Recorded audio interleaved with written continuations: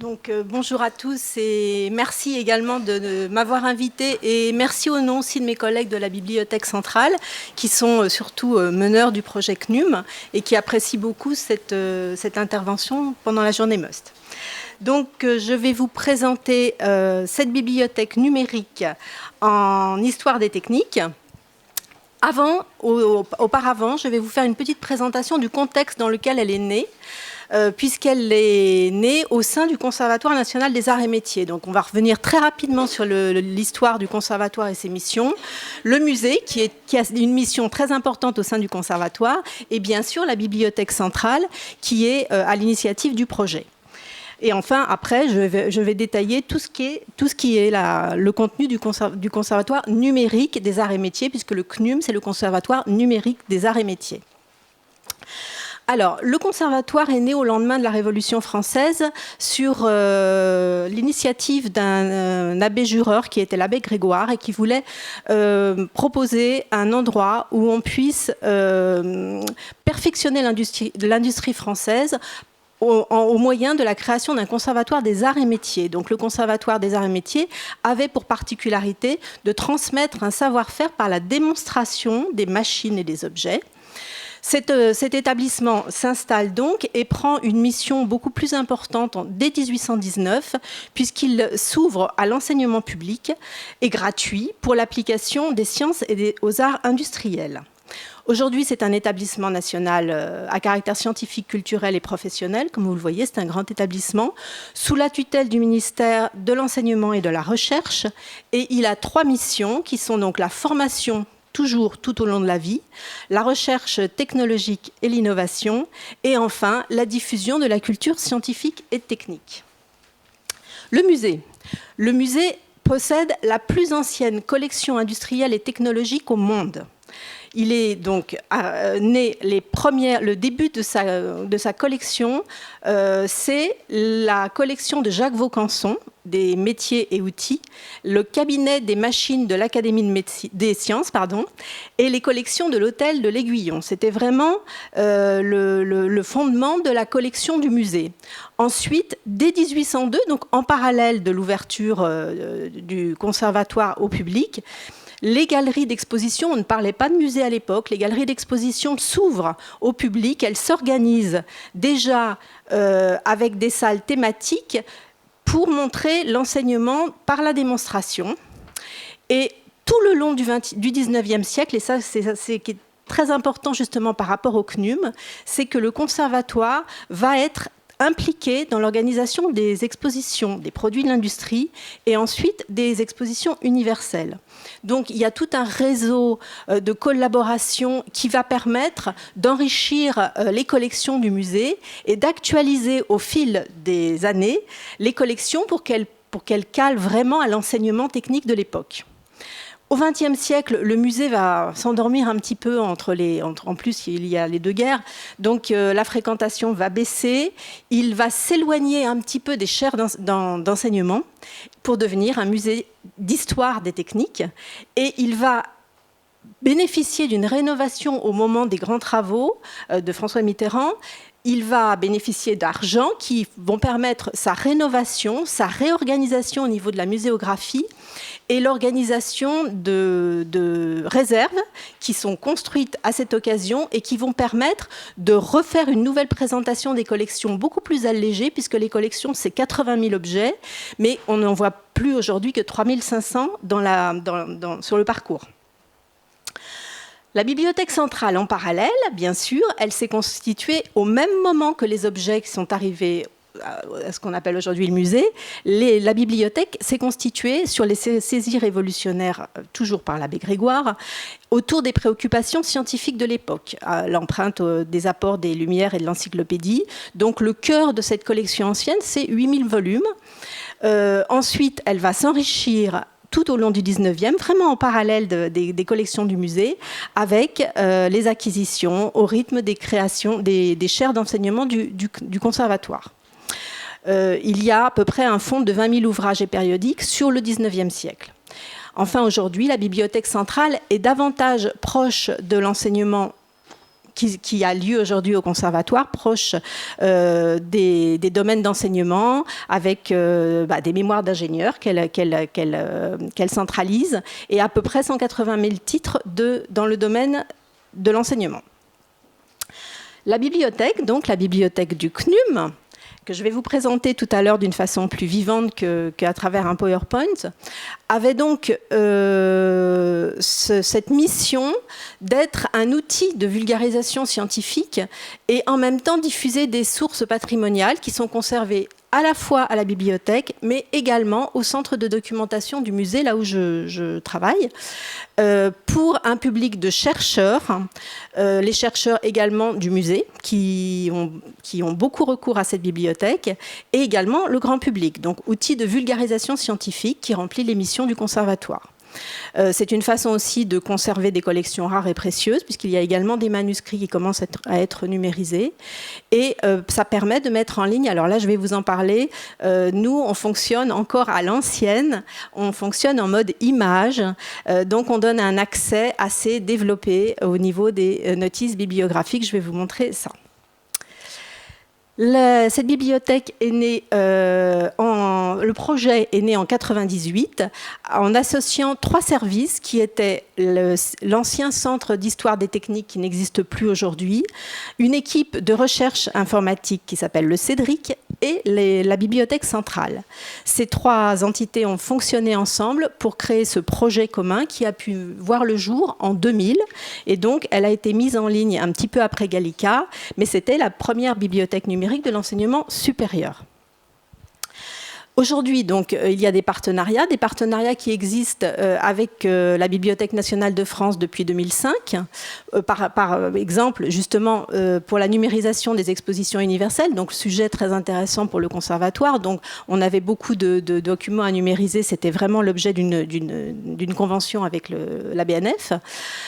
Également des partenariats avec l'INHA, des partenariats avec le centre de documentation où je travaille. Donc, depuis 2005, on participe à la numérisation de documents sur l'histoire du conservatoire, les catalogues historiques du musée, mais également aussi, je vais très vite en parler, des catalogues de fabricants, qu'on appelle nous des catalogues de constructeurs, qui sont extrêmement très riches d'enseignements par rapport aux collections du musée, bien sûr. Alors, le conservatoire en chiffres aujourd'hui, c'est à peu près 3000 titres de périodiques et monographies du 16e au 19e, 2811 volumes, vous voyez, des dessins.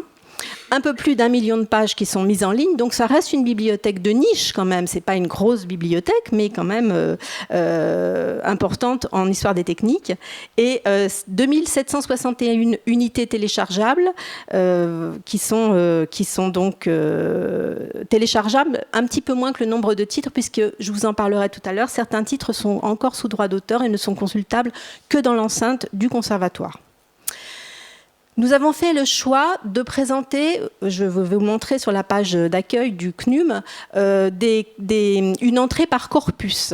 Donc on a choisi des corpus qui aussi se calaient plus ou moins sur la scénographie du conservatoire. Donc on retrouve des thématiques que l'on retrouve du musée, pardon, qu'on le retrouve au sein du musée, l'énergie, la construction, les machines, les instruments scientifiques, la communication, les transports. Ça, ce sont des thématiques qui sont sur la visite du musée. Et puis, bien sûr, l'histoire du conservatoire, les expositions universelles qui bénéficient d'une entrée à elles seules. Alors, le choix des corpus se fait en concertation avec les historiens des sciences et des techniques qui appartiennent à la communauté du CNAM, donc le CEDRIC toujours, le CEDRIC, les enseignants du conservatoire et les responsables des collections du musée. Au niveau des moyens humains, petits moyens humains par rapport à la taille, 4 personnes, mais en réalité 2 plein temps au niveau de la bibliothèque centrale. Et pour le musée, je suis seule dessus, mais à 20% de mon temps de travail, je n'y passe pas tout mon temps. Et un ingénieur qui s'occupe de la maintenance, donc pareil, il n'y passe pas beaucoup de temps sur le CNUM. Au niveau du budget, c'est environ 17 000 € par an, avec un budget indépendant pour le musée. Nous avons des petits moyens, donc 3 000 €, c'est peu, mais bon, on participe quand même à... Voilà. Subventions de la BNF qui sont quand même importantes, puisqu'entre 2009 et 2016, il y a eu quand même un soutien financier de presque 155 000 €. Et enfin, nous faisons appel à des prestataires extérieurs pour la numérisation et une partie de saisie des tables, c'est-à-dire qu'en réalité, nous numérisons le document en mode image et la locérisation ne se fait que sur les tables des matières, les tables des illustrations, uniquement. C'est un choix voulu par les chercheurs au départ. Donc, cette numérisation en mode image se fait en niveau de 400 DPI. La numérisation, je viens de vous le dire, elle est en plein texte uniquement sur les tables. Il y a un accès supplémentaire à partir des notices du catalogue de la bibliothèque et du SUDOC. Et bien sûr, un moissonnage avec Gallica depuis 2005, je vous l'ai dit tout à l'heure. Donc une grande exigence de qualité au niveau des images techniques, puisque c'est quand même le fond d'intérêt de cette bibliothèque aussi. Et donc le site a bénéficié d'une rénovation, puisque mis en ligne en 2000, il avait vieilli. Et on a décidé, donc là moi je faisais vraiment partie de l'équipe, de le rénover. Donc vous voyez à gauche l'ancien conservatoire avec l'ancien CNUM avec le bandeau bleu. Et aujourd'hui, tel qu'il est, voilà. Donc je vais vous montrer à quoi ça ressemble, comme ça on va faire un peu une visite en ligne. Donc le conservatoire, je ne peux pas mettre plus grand, je ne pense pas.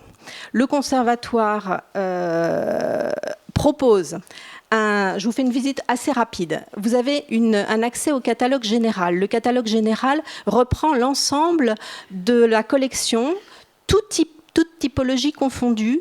C'est un peu long et on a choisi justement, c'est ce qui était dans l'ancien CNUM, de proposer un accès par thématique. Donc les fameuses thématiques, ce sont les carrés que vous voyez là, qui permettent à un document de figurer éventuellement dans plusieurs thématiques. Nous avons également remis en avant un outil découverte qui permet de découvrir de façon aléatoire, les pages changent, mais là ça ne change pas, mais normalement les images tournent de façon aléatoire pour un petit peu faire une découverte du CNUM. On met également en avant les nouveautés de l'année ou des derniers mois, avec les lots que nous avons choisi de numériser. Donc, par exemple, ici, les catalogues de constructeurs, c'est le centre de documentation du musée, et puis à côté, les moyens de transport, la revue Le Devoir, et les œuvres de Gustave Germinès, c'est mes collègues de la bibliothèque qui ont donc numérisé cette collection, qui ensuite intègre évidemment les thématiques. Et en bas à gauche, vous avez un accès par typologie, autre accès possible au catalogue. Et enfin, deux expositions virtuelles qui ont été faites par mes collègues de la bibliothèque, que vous pourrez visiter, qui ont un petit peu vieilli à mon sens, mais qui demandent à s'enrichir au niveau des expositions virtuelles. Il y a également ici donc, un moteur de recherche simple ou un moteur de recherche avancé, sur lequel, ça me gêne un peu parce que, c'est pas grave, sur lequel on peut faire une recherche immédiate au sein des tables des matières et tables des illustrations. On peut filtrer sur la droite par type de thématique ou par typologie de document ou par langue.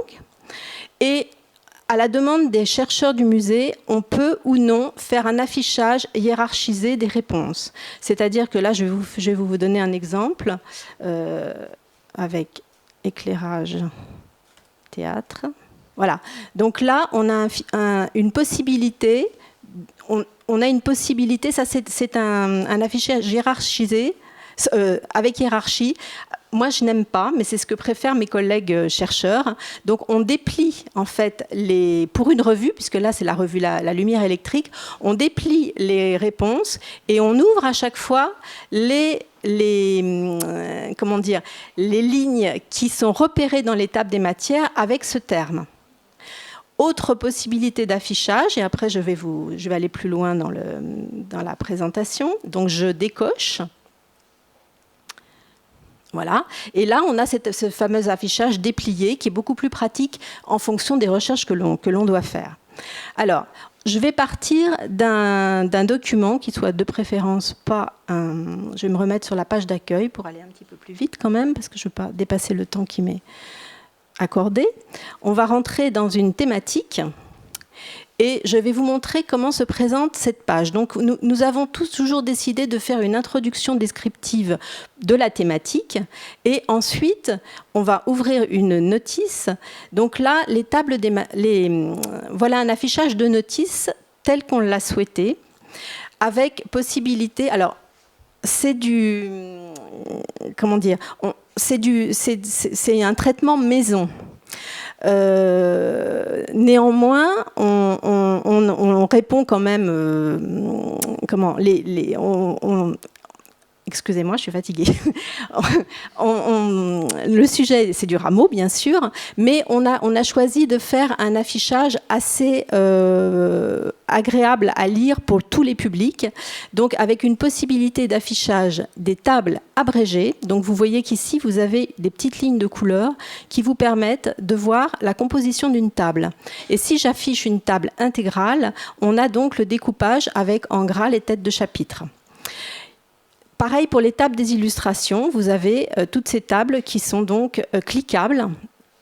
Et enfin, le dernier onglet qui présente, alors maintenant ça se fait beaucoup, mais à l'époque c'était assez innovant, une vision de l'ouvrage comme s'il était à plat. Et qui permet, bon là c'est pas si c'est le cas quand même, de repérer assez rapidement de l'icono à l'intérieur du document si on souhaite gagner du temps sur la recherche.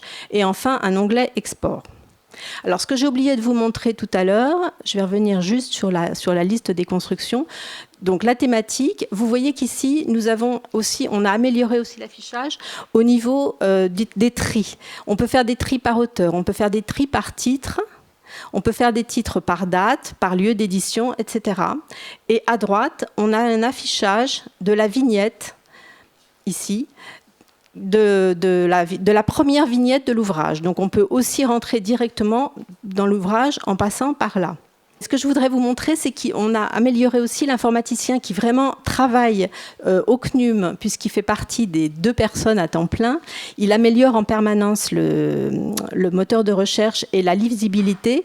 Et il a rajouté la possibilité donc, de feuilleter l'ouvrage en allant sur les pages suivantes. Je suis désolée pour l'affichage qui n'est pas du tout conforme à ce qu'on a l'habitude de voir. Et la possibilité aussi de sauter d'illustration en illustration. C'est un petit plus qu'il a développé. Voilà. Qu'est-ce que je voulais vous dire de plus? Donc l'étape des matières, on les a vues. L'affichage en mode vignette, je vous l'ai montré. Voilà, donc ça c'était la visite virtuelle que je vous invite à aller voir un peu plus que ce que je fais là, bien évidemment. Et je vais terminer en revenant sur le PowerPoint pour vous faire un petit peu les retours d'utilisation de nos collègues, puisque nous avons fait, suite à cette nouvelle mise en ligne, une enquête auprès des collègues internes ou externes, un chercheur, pour un petit peu savoir s'ils avaient des regrets par rapport à l'ancien site et s'ils étaient contents du nouveau site. Donc, a priori, on a eu beaucoup d'avis positifs sur le graphisme qui avait été renouvelé, les modes d'accès au catalogue thématique et les tris que je vous ai montrés au niveau de l'affichage des tris de liste et les affichages de résultats, des avis positifs par rapport au corpus et au choix des corpus, des avis négatifs qui ont été corrigés depuis justement sur l'affichage des résultats qui ne leur convenaient pas. C'est pour ça que maintenant il y a une possibilité de faire avec ou sans hiérarchie. Alors, au niveau des statistiques, c'est un petit peu surprenant parce qu'on a constaté en 2016, depuis 2014 en fait, une petite baisse au niveau de la fréquentation par rapport à ce qu'on avait avant sur l'ancien site. Alors, c'est toujours pareil, hein, il y a des gens qui regrettent. Il y a aussi le fait que les documents maintenant peuvent se télécharger. Donc, on suppose, on espère que c'est peut-être aussi la raison d'une petite baisse de fréquentation. Voilà, on ne sait pas trop en fait. Alors, au niveau de la demande de réutilisation des images, moi j'ai noté 30 demandes par an. Je suis dans la boucle du CNUM des demandes. Je pense que ça fait plus que ça. Mes collègues sous-estiment, je pense, les chiffres. Donc, les demandes sont... Le CNUM fournit gratuitement en haute définition à toute personne qui le demande les images. que ce soit pour des publications scientifiques, des expositions, de la muséo, des catalogues de la presse spécialisée et autres. Également les enseignants, puisque moi je fais souvent des présentations du CNUM et donc j'incite les enseignants à demander des images s'ils en ont besoin, puisque c'est totalement gratuit. Charge, en cas d'édition, en effet, de retourner ce qu'ils font d'ailleurs très volontiers quand il y a une publication, un exemplaire à la bibliothèque. Autre exemple de réutilisation du CNUM, il y a un accord avec Canopé pour les vidéos historiques. Donc je vous ai mis ici une vidéo récupérée dans un des catalogues de constructeurs que j'ai fait numériser, donc ça fait plaisir, qui a été donc reprise sur une vidéo de Canopé, et puis aussi le site Médiachimie qui a demandé à faire des liens vers le CNUM. Donc voilà, c'est assez positif. Et enfin, le centre de documentation dans lequel je travaille, nous avons pour mission de documenter la collection. Ce que nous essayons de faire, évidemment, sur 80 000 objets, on ne peut pas tout faire. On faisait beaucoup de dossiers papier avant. Les conditions de droit d'auteur nous ont fait pencher glisser plus facilement vers le dossier numérique. Alors, il est évidemment un peu plus réduit, puisqu'on ne pointe que vers des... Alors, je ne sais pas si vous voyez très bien ici. On pointe vers des liens qui sont la plupart du temps Gallica ou le CNUM, puisque c'est là qu'on va retrouver le plus d'informations sur les fabricants, sur les machines qui sont conservées au musée des arts et métiers. Nos collègues, tous les jours, utilisent le CNUM. Évidemment, les responsables de collection passent leur vie sur le CNUM, c'est bien sûr, et sur Gallica. Un petit peu via les réseaux sociaux, la bibliothèque a ouvert un Facebook il y a peu, donc en 2016, il y avait 1500 pages. Évidemment, c'est très peu par rapport à des outils comme les wikis où on s'ouvre vraiment vers l'extérieur. Là, ça reste vraiment beaucoup plus confidentiel. Et les projets, pour terminer, donc, on souhaite créer un comité éditorial et renforcer la recherche toujours avec le Cédric, puisque c'est quand même notre grand soutien et on espère aussi que ce soit un soutien financier. Valoriser des corpus, donc enrichir, c'est ce que je vous disais tout à l'heure, les expositions virtuelles. Collaborer au moteur, je ne la vois pas, collection. Et océriser. Alors, océriser, c'est une demande de plus en plus insistante, on va dire. Donc, le prochain marché, notre marché se termine en juillet, donc on va relancer un marché de numérisation qui comprendra, pour toutes les numérisations à venir, une océrisation obligatoire. Ensuite, pour l'océrisation rétrospective, c'est ce que je vous disais, on compte aussi sur le soutien technique et peut-être financier du Cédric. Et enfin, enrichir les notices Wikipédia qui parlent vers lesquels on peut réorienter, par exemple pour la revue La Lumière électrique. J'ai mis 2-3 exemples là que j'ai cherché assez rapidement. On réoriente dans la biblio vers le CNUM. Voilà.